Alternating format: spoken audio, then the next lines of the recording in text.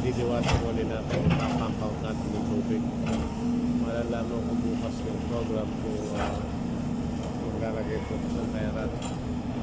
So baka kasi may bukas kami bukas sa mga panel sa order sa wall. Kaya hindi ko pa sigurado kung ano. Malalaman bukas ng umaga kung ano yung magiging program natin bukas, guys.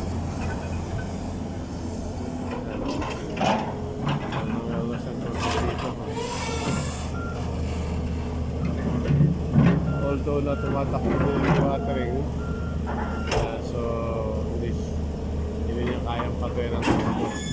So tutulungan na lang natin ng pumping out ng tubig, yung open watering.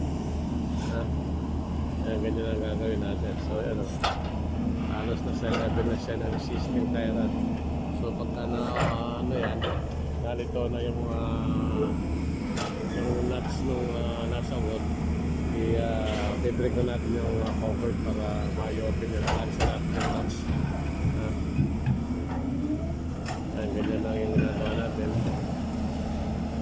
Diretso lang ang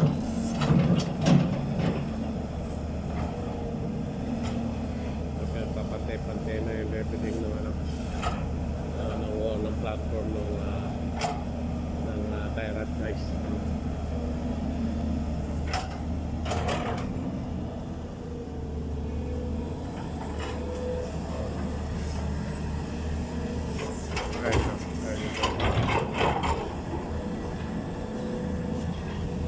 Lapit na tayo sa level na yun.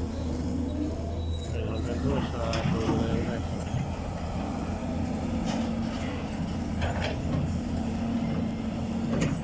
Yan guys,